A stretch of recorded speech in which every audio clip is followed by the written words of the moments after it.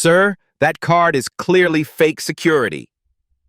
Victoria Sterling snatches the black card from James Anderson's fingers.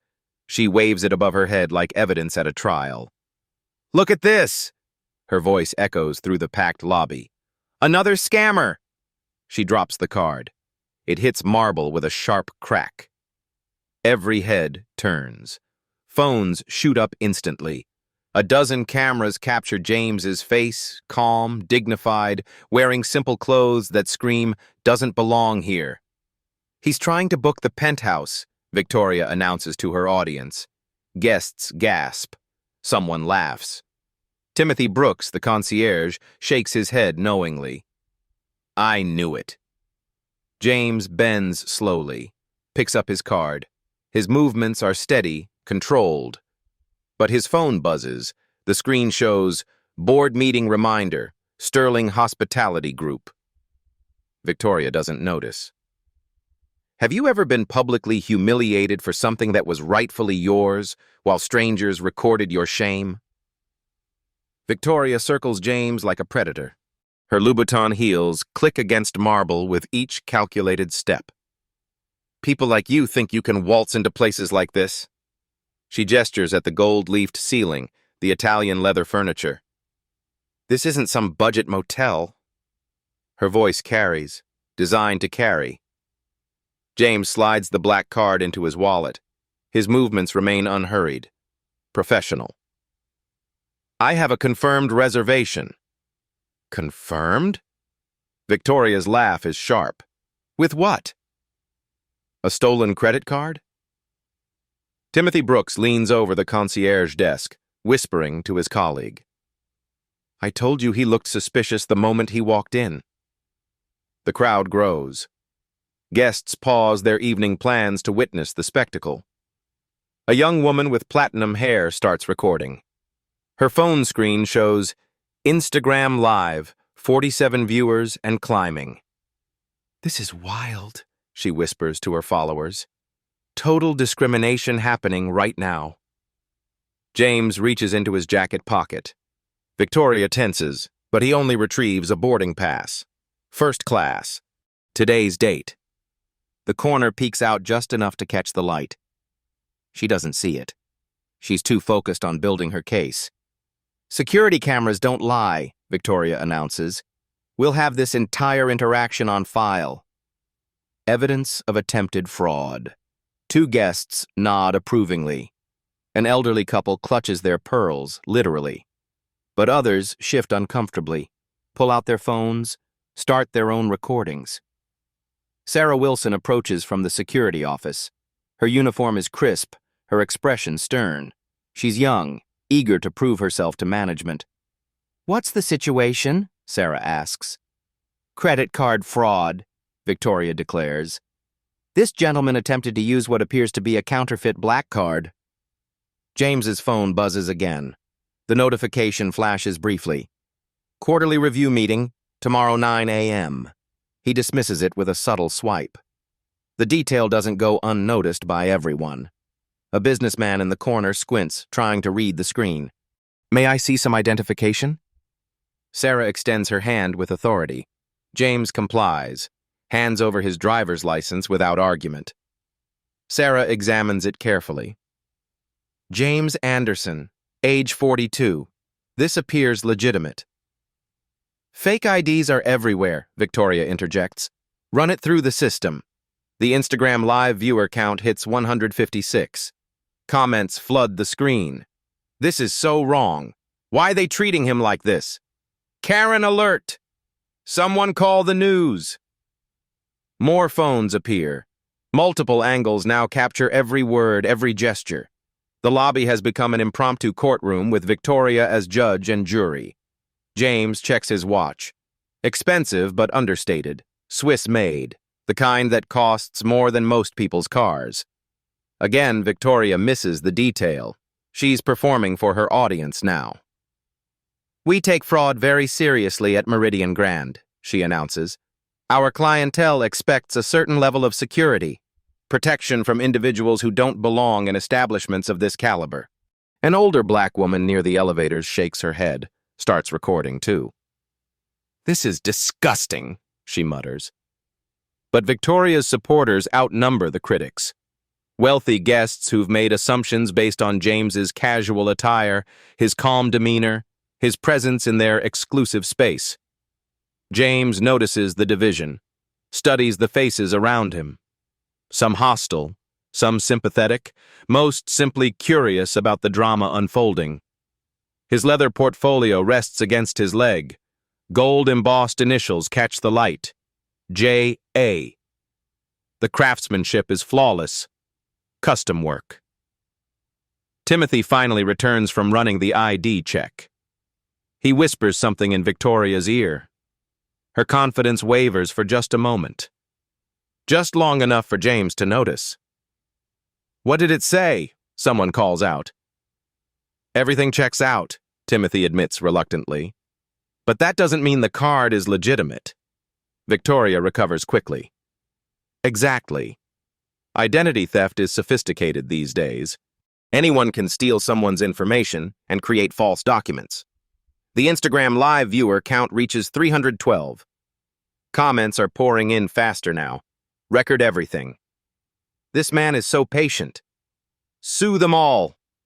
Number sign, hotel scandal. James remains perfectly still. His breathing is controlled, measured. Like someone accustomed to high-pressure situations, board meetings, hostile takeovers, crisis management. But the crowd sees only what Victoria wants them to see. A man who doesn't belong, caught in an uncomfortable spotlight. "I'm going to have to ask you to leave," Victoria declares. "Security will escort you out if necessary." Sarah positions herself between James and the exit, not threatening, but making her presence known. The lobby falls quiet except for the soft ding of arriving elevators, guests heading to expensive dinners, Broadway shows, private parties. James looks at each face surrounding him, memorizing them, processing their reactions with the cool assessment of someone who's spent decades reading people, reading situations, making decisions that affect thousands of lives. His phone buzzes one final time. The screen lights up with a simple message. "Call me when you're ready. Richard." Victoria doesn't see it. She's basking in her moment of authority, her public vindication of the hotel's standards. But her moment is about to end. The assistant manager arrives like reinforcements. Gerald Martinez hurries across the lobby, his expensive suit wrinkled from rushing. He's heard the commotion from his office. "What's happening here?" Gerald's voice carries authority. 20 years in luxury hospitality shows in his confident stride. Victoria straightens, sensing backup. "Credit card fraud attempt? I've handled everything according to protocol." Gerald surveys the scene, the growing crowd, the phones recording from multiple angles, the man at the center remaining impossibly calm. "Sir, I'm going to have to ask you to come with me," Gerald addresses James. "We can discuss this privately in my office." "No." Victoria's voice cuts sharp. "He stays here. Everyone needs to see what happens when people try to scam our hotel." The Instagram Live count hits 892 viewers. The comments section explodes. "Why won't they just check the reservation system? This is racial profiling 100%. Manager is power tripping. Someone needs to sue." A local blogger slides through the crowd. Janet Kim, known for exposing corporate scandals. Her phone is already recording as she pushes closer. "Excuse me," Janet calls out. "I'm with City Beat blog. Can someone explain what's happening?" Victoria's eyes light up. Media attention. Validation of her decision on a public stage. "This individual attempted to use fraudulent payment to book our penthouse suite," Victoria announces for the cameras. "We maintain strict security standards to protect our legitimate guests." James finally speaks, his voice carrying despite its quiet tone. "I'd like to call someone to verify my reservation." "No calls," Sarah Wilson interjects. "You can contact your lawyer from outside the building." The crowd murmurs. Some approve of the hard line. Others seem uncomfortable with the escalating confrontation. An elderly white man steps forward. I've been coming here for 30 years. This is exactly the kind of security we expect. These people need to learn their place. His wife nods agreement, clutching her purse tighter. But across the lobby, the older black woman who spoke earlier approaches. This is wrong. He's done nothing but stand there politely. The division becomes visible. Guests taking sides. The conflict spreading beyond James and hotel management. Janet Kim senses the story expanding. She interviews bystanders live, capturing their reactions for her blog's social media. Meridian Grand Hotel, long known for catering to New York's elite, appears to be denying service to a black customer. She speaks into her phone's camera. We're witnessing what could be a clear case of discrimination. Victoria's confidence falters slightly. The word discrimination carries legal weight. Corporate liability, lawsuits. But she's committed now. Too public a stance to back down. We don't discriminate, Victoria declares loudly. We verify. Every guest, regardless of background, must meet our standards. Gerald touches her arm, trying to de-escalate. Victoria, maybe we should handle this my way, she snaps. I'm the manager here. The Instagram live viewer count passes 1,500. Local news notifications ping on dozens of phones as the hashtag Meridian Scandal begins trending. James checks his watch again. The gesture is subtle but noticed by several observers. He's tracking time like someone with somewhere important to be. Sir, Sarah Wilson addresses him directly. I need you to step away from the desk area. You're creating a disturbance. I'm standing quietly, James responds. The disturbance seems to be coming from management. A few guests chuckle. His composure under pressure is becoming apparent to the crowd. Victoria's face flushes red. Security, I want him removed immediately. Call NYPD if necessary. For what? The older black woman challenges. Standing while black? The question hangs in the air. Several guests shift uncomfortably. Others nod in agreement. Janet Kim live streams the entire exchange to her 50,000 followers.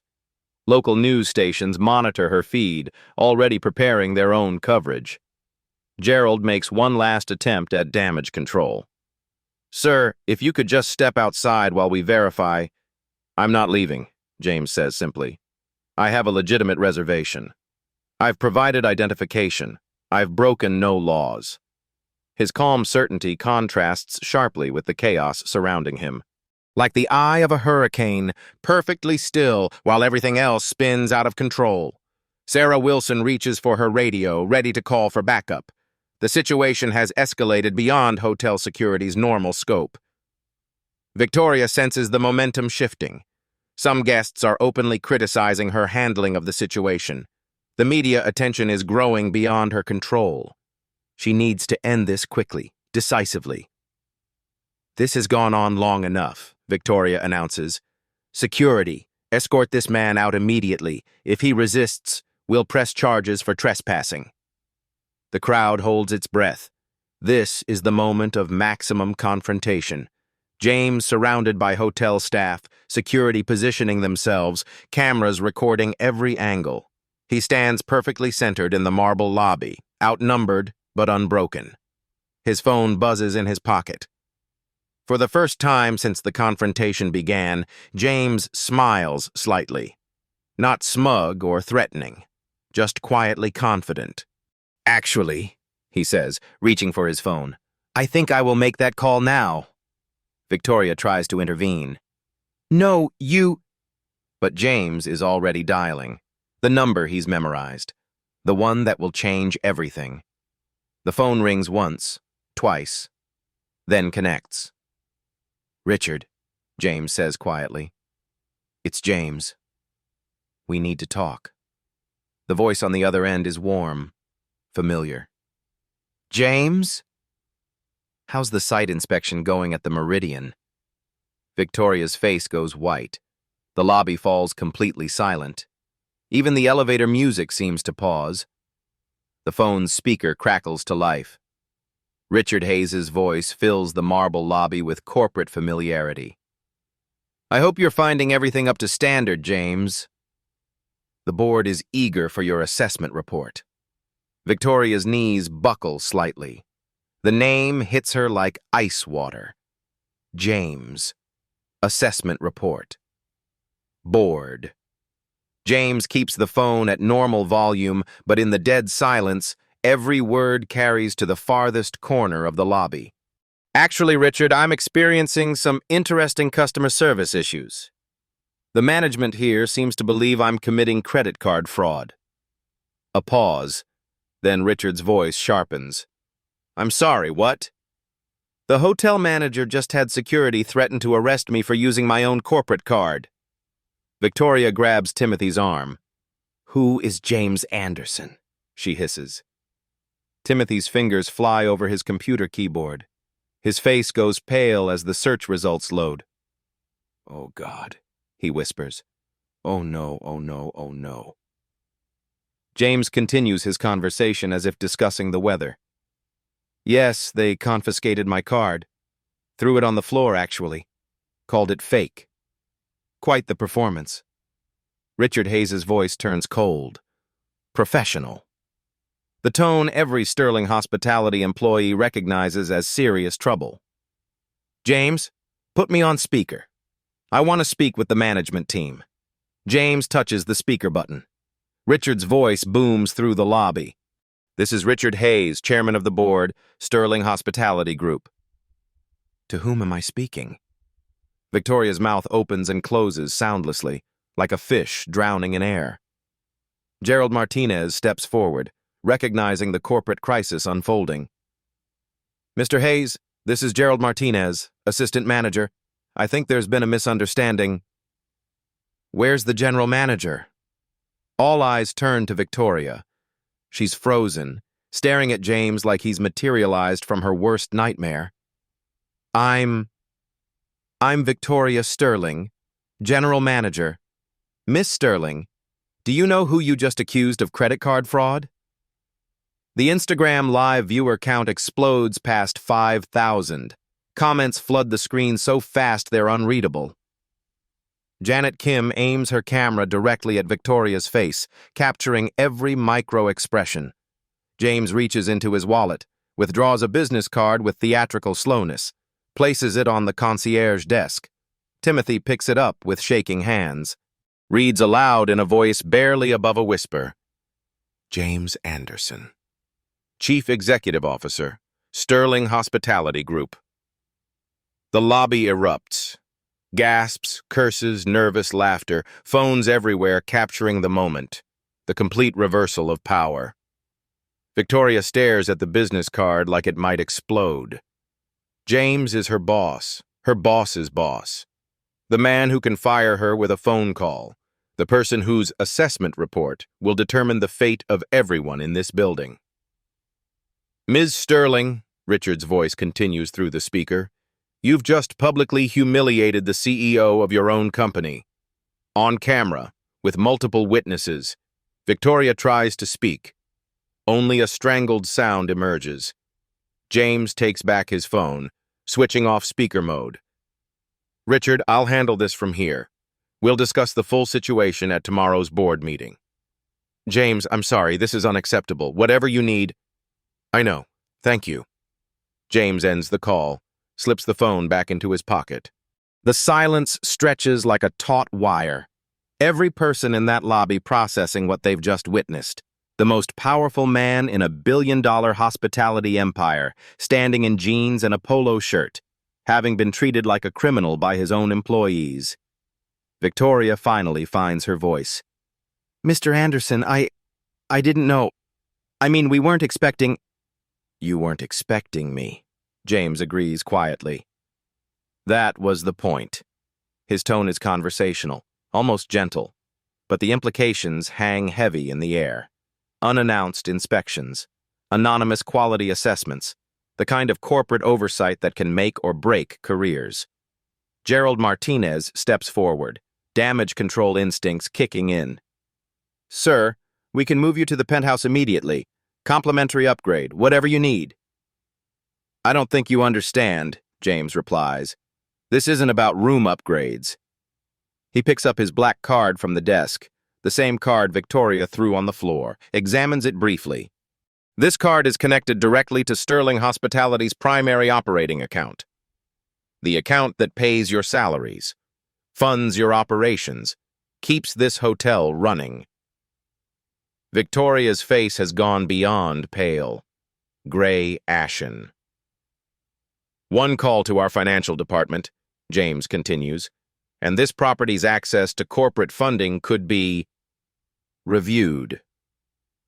The crowd realizes they're witnessing something unprecedented. A CEO conducting a real-time performance evaluation of his own company, with devastating results.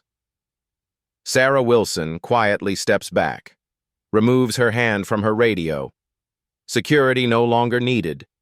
Janet Kim captures every moment for her blog. This story will go viral within hours. National news by morning. The Instagram live stream peaks at 8,000 viewers. Comments ranging from shocked emojis to calls for Victoria's immediate firing. James surveys the lobby one more time, notes the faces that supported the discrimination, the ones who spoke up against it. The employees who blindly followed orders versus those who showed discomfort. All of it going into his assessment, his report to the board, his recommendations for the future of this property. Ms. Sterling, he says finally, we need to discuss your employment status. Victoria's knees give out completely. She grabs the desk for support. But James isn't finished. There's one more revelation he's been saving, the biggest one of all. James walks to the center of the lobby. His movement is unhurried, deliberate, every step calculated for maximum impact. The crowd follows his motion like spectators at a tennis match. Everyone recording this, James addresses the phones directly. You're documenting something important. Corporate accountability in real time. Janet Kim adjusts her camera angle. Her blog's live stream count hits 12,000 viewers. Ms. Sterling, James continues, let's discuss the numbers. Are you familiar with Sterling Hospitality's financial structure? Victoria shakes her head mutely. We generate $1.2 billion annually across 47 properties. Your hotel represents 12% of that revenue. That's $144 million in annual income flowing through this building. Gerald Martinez takes notes frantically. Damage control will require precise documentation. In the last quarter, James pulls out his phone, consulting data. Discrimination complaints across our properties increased 23%.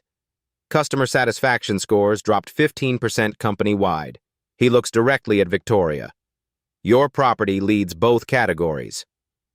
The lobby guests exchange glances. They're witnessing a corporate execution in real time.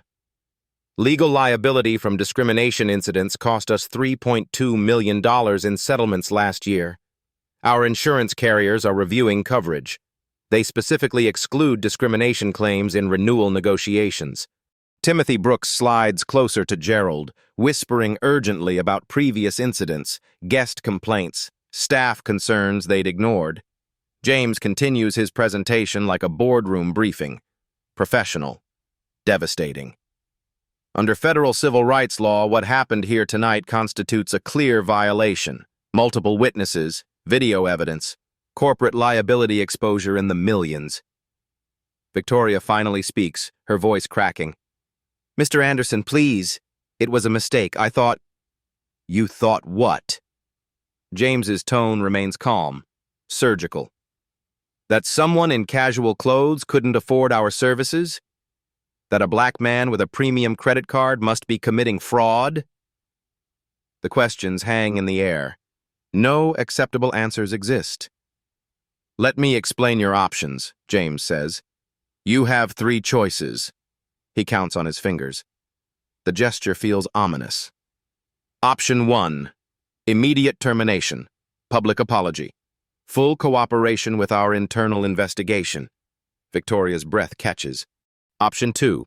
This hotel faces complete corporate review. Every policy examined. Every employee interviewed. Potential franchise loss. Gerald Martinez goes pale. Losing the Sterling affiliation would destroy the property's value overnight. Option 3. Tomorrow morning's board meeting includes discussion of property divestiture. Selling this hotel removes corporate liability. The implications crash over Victoria like a wave. Option 3 means 200 employees lose their jobs. The hotel changes hands. Her career in hospitality ends permanently. "You're talking about destroying people's lives," Victoria protests weakly. "No," James corrects. "I'm talking about consequences. Your actions tonight created this situation." His phone buzzes. He glances at the screen, then answers on speaker. "James, it's Richard again. Legal wants to know if we need immediate crisis management." "Put them on conference," James replies. A new voice joins the call. "Mr. Anderson, this is Patricia Wong, General Counsel. We've been monitoring social media. This incident is going viral. The Instagram live stream now shows 15,000 viewers. Hashtag Meridian Scandal trending on Twitter. Local news stations dispatching crews." "Stock price impact?" James asks. "Potentially significant if not handled properly, but positive if we demonstrate strong accountability measures." Victoria realizes she's not just fighting for her job anymore. She's become a corporate liability threatening shareholder value. "What are your recommendations?" James asks his legal team. "Zero tolerance response. Immediate termination of involved personnel. Public statement emphasizing our commitment to equality." Turn this into a teaching moment. James nods, processing the advice while studying Victoria's face. "Ms. Sterling, you have 60 seconds to decide. Choose your option."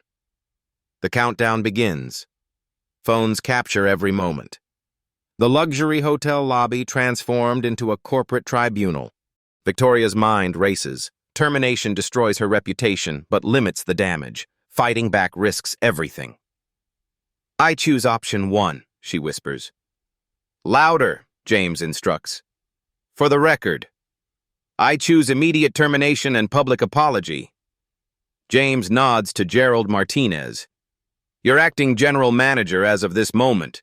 Ms. Sterling's access privileges are revoked immediately." Gerald steps forward reluctantly. "Victoria, I need your keys and security badge." The ritual of corporate termination plays out before the cameras. Badge surrendered. Access cards returned. The swift stripping of authority. But James isn't finished. "Mr. Martinez, you witnessed everything tonight. Your role in this situation." Gerald swallows hard. "I tried to de-escalate, suggested private discussion, but you supported the discrimination?" I didn't intervene effectively." James considers this. "Mandatory sensitivity training. Written warning in your file. One more incident ends your employment." Gerald nods gratefully. Survival with conditions. "Ms. Wilson," James addresses security, "your actions?" Sarah Wilson straightens. "I followed management directives, but I should have questioned them." "Correct. Training and written warning for you as well." Timothy Brooks waits nervously for his judgment. "Mr. Brooks, you actively supported the discrimination." Whispered comments. Assumptions based on appearance. Timothy opens his mouth to defend himself, then closes it. The evidence is overwhelming. Suspended without pay pending sensitivity training completion. Final warning. The swift corporate justice continues.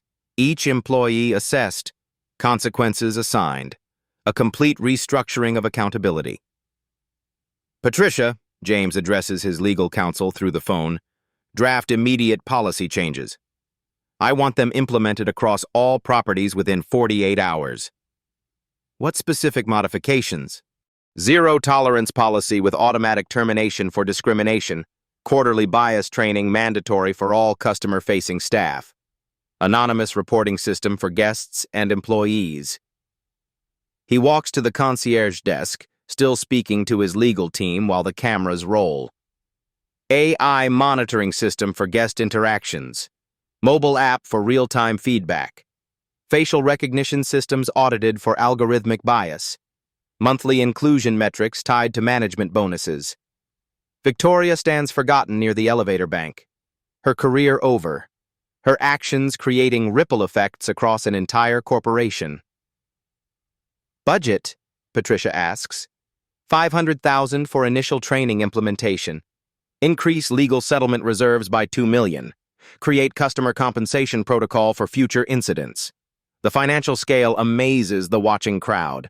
Corporate accountability measured in millions. James ends the legal consultation and addresses the lobby directly. Everyone here tonight witnessed discrimination. You also witnessed immediate corporate response. This is how Sterling Hospitality handles violations of our values. The phones continue recording. The story now has a complete narrative arc. Problem identified. Action taken. Justice served. But the biggest revelation is still coming. James looks directly into Janet Kim's camera. This wasn't an accident, he says quietly. This was an unannounced quality assessment. We conduct these regularly to test our values under pressure. The crowd realizes they've been part of an elaborate corporate investigation. The casual clothes, the calm demeanor, the perfect setup for revealing true character. Ms. Sterling failed that test completely, James continues, but others passed.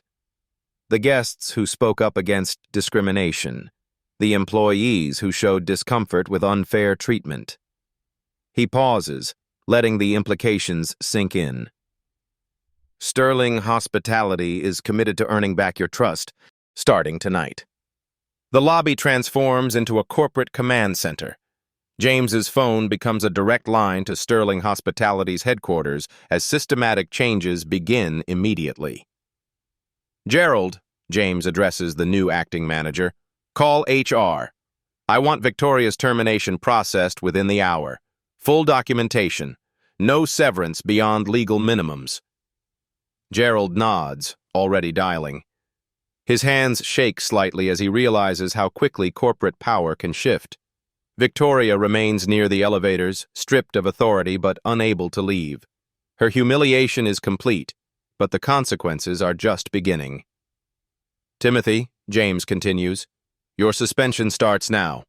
Security will escort you from the building. Report to HR Monday morning for sensitivity training evaluation. Timothy's face crumbles. 23 years old, living paycheck to paycheck, now facing weeks without income because of one night's poor judgment. But James isn't finished with accountability measures. Sarah Wilson approaches hesitantly. Mr. Anderson, I want to apologize. I should have questioned the situation earlier. Apologies are noted, Ms. Wilson. But policies matter more than personal remorse. He turns to address the entire lobby, phones still recording everything. Effective immediately, Sterling Hospitality implements zero-tolerance discrimination policy. Any employee engaging in discriminatory behavior faces automatic termination. No warnings, no second chances. Janet Kim broadcasts live to her 18,000 viewers. You're witnessing corporate history. Real-time policy reform in response to discrimination. James's phone buzzes with updates from headquarters. Patricia, what's our legal position? Strong, his counsel responds through speaker. Immediate accountability demonstrates good faith. Stock price actually rising on news of your handling. The crowd murmurs. Corporate crisis turned into investor confidence through decisive action. Implementation timeline, James asks. Training modules go live across all properties tomorrow morning. Mandatory completion within 7 days. Mobile app launches next week. Gerald Martinez takes detailed notes. Understanding his survival depends on flawless execution of these reforms. Mr. Martinez, James addresses him directly. You're responsible for this property's transition. Full compliance with new policies. Monthly reporting to corporate. Understood, sir. What about staff retraining? Every employee completes bias awareness training. Customer service protocols updated to emphasize dignity and respect regardless of appearance or background. The implementation details fascinate the watching crowd. They're seeing how major corporations actually change policies in real time. James walks to the concierge desk, pulling up financial data on his phone. This property's performance metrics will be closely monitored. Customer satisfaction scores must improve by 25% within 6 months. Discrimination complaints must drop to 0. He looks at Gerald seriously. Failure to meet these targets results in franchise termination. 200 jobs depend on your leadership. The weight of responsibility settles on Gerald's shoulders visibly.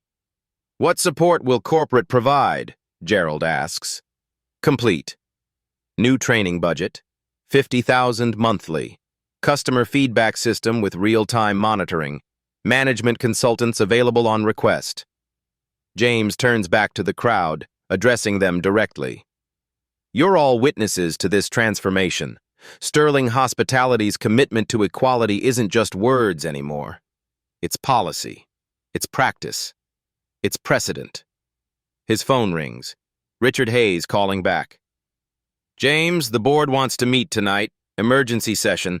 This incident requires immediate discussion. Understood. I'll join by video conference from here. Here? The scene of the discrimination. The board should see where their policies failed and how we're fixing them. Richard pauses. Brilliant optics. Media will love the transparency.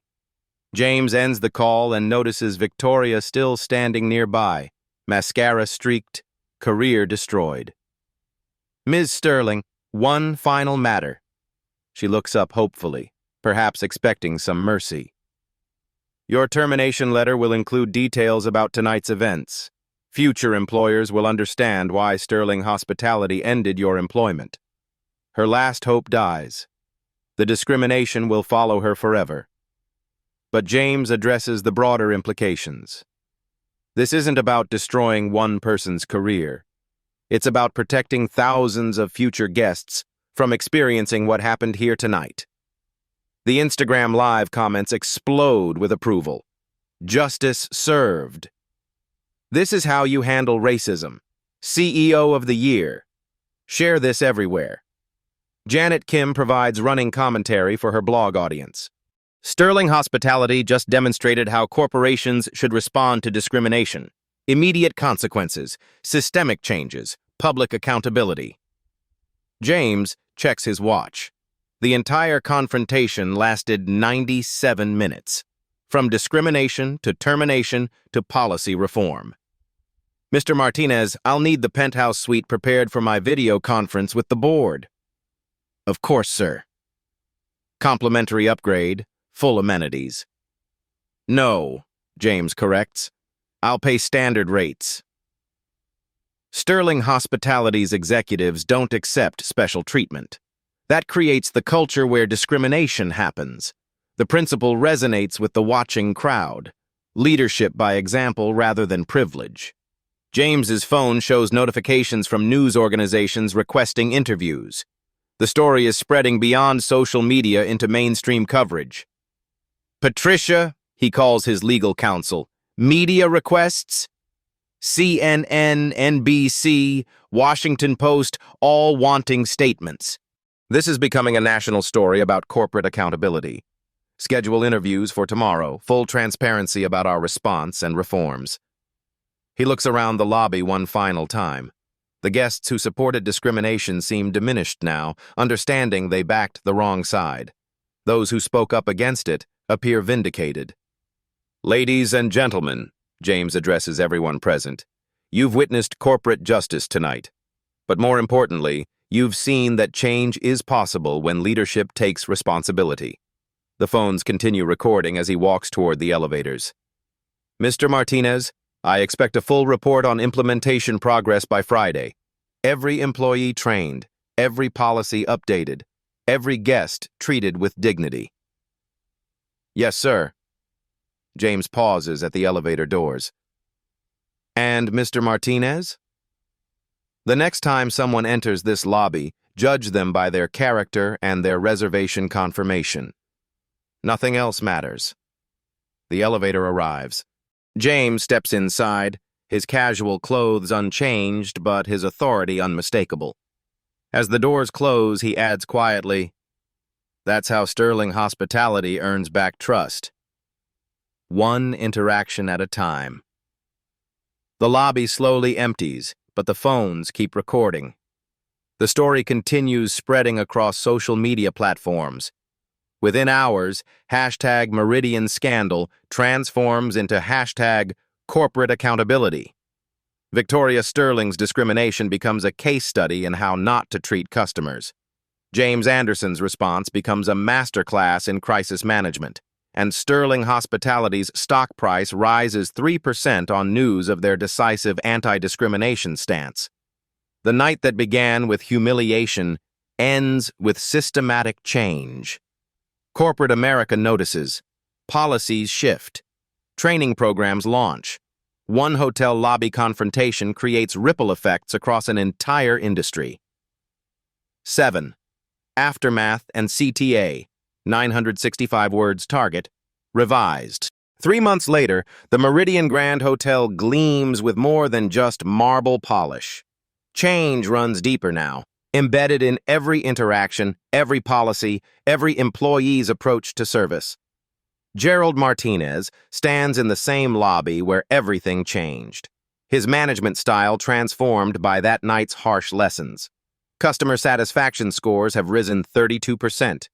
Discrimination complaints, 0.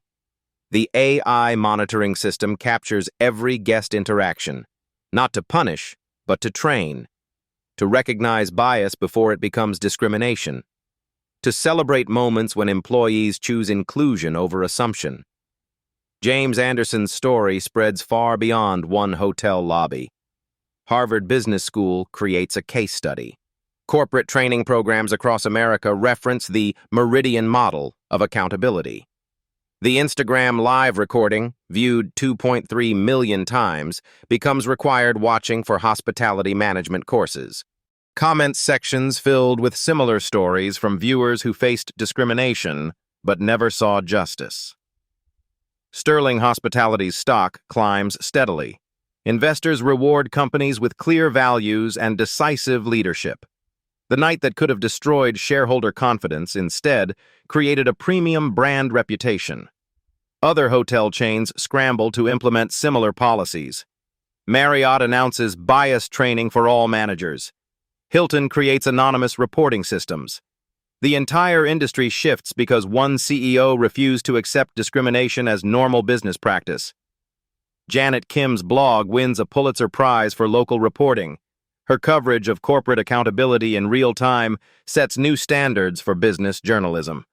The story proves that individual actions can create systemic change when witnessed and shared. Victoria Sterling never works in hospitality again. Her termination becomes industry knowledge, a cautionary tale shared in management circles. But her downfall serves a greater purpose, demonstrating that discrimination carries real consequences. Timothy Brooks completes his sensitivity training and returns to work transformed.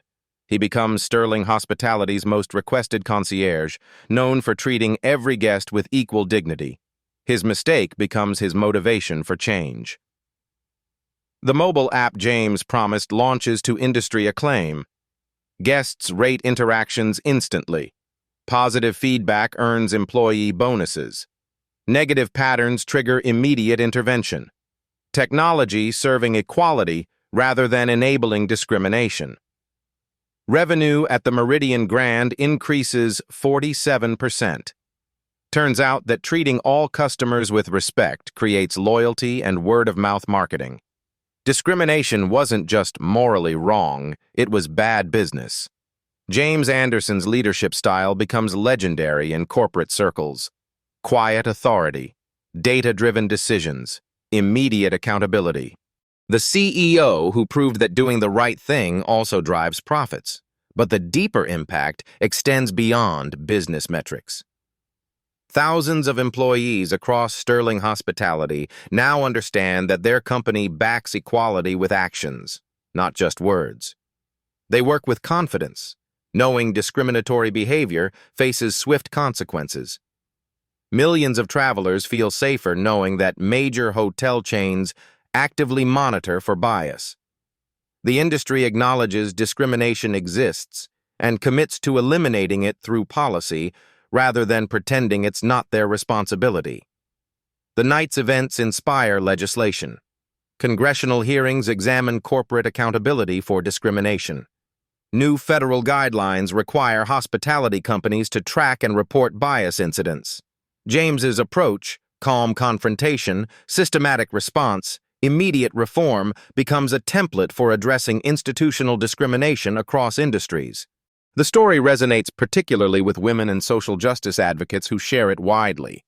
They recognize authentic accountability rather than corporate public relations, real change rather than empty promises.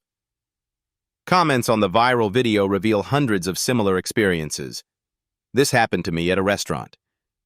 My daughter faced this at a country club. Finally, someone fought back the right way. This is how you create change. Each comment represents someone who felt heard, validated, empowered by witnessing discrimination face real consequences. The economic impact spreads throughout the hospitality industry.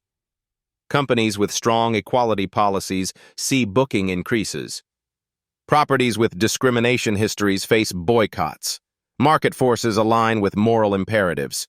James continues conducting unannounced inspections across Sterling properties. But now employees welcome these assessments, confident in their training and policies. The culture has shifted from fear to pride in inclusive service. The video remains online as testament to transformation. Evidence that individual courage, when properly channeled, can reform entire systems. That quiet strength often achieves more than loud anger. Graduate schools study the incident's communication strategy, how James used calm authority to diffuse hostility while building his case, how he leveraged technology and witnesses to ensure accountability. The story proves that corporate executives have power to drive social change when they choose action over avoidance. That leadership means taking responsibility for company culture at every level. But perhaps most importantly, it shows that discrimination thrives in silence and dies in spotlight. That recording and sharing injustice creates pressure for reform. The night that began with humiliation ends with inspiration. One man's dignified response to discrimination creates a roadmap for systemic change. The question now isn't whether discrimination exists in business. Everyone acknowledges it does. The question is whether leaders will address it with James Anderson's decisiveness or Victoria Sterling's denial. The answer shapes entire industries. Your voice matters in this transformation. Have you witnessed discrimination in hotels, restaurants, or retail spaces? Share your experiences in the comments below. Your story could inspire the next corporate reform. When businesses fail to treat customers with dignity, make it visible. Record interactions when safe to do so. Share evidence responsibly. Demand accountability through reviews and social media. Support companies that demonstrate real commitment to equality through actions, not just statements. Vote with your wallet for businesses that create inclusive environments. Subscribe to Beat Stories for more stories of quiet strength overcoming systemic bias. Together, we can transform how businesses treat every customer with the dignity they deserve. The change begins with witnesses willing to speak up. The transformation continues with leaders willing to act. The future depends on all of us refusing to accept discrimination as normal. Share this story. Start conversations. Create accountability. That's how one hotel lobby confrontation becomes a movement for justice.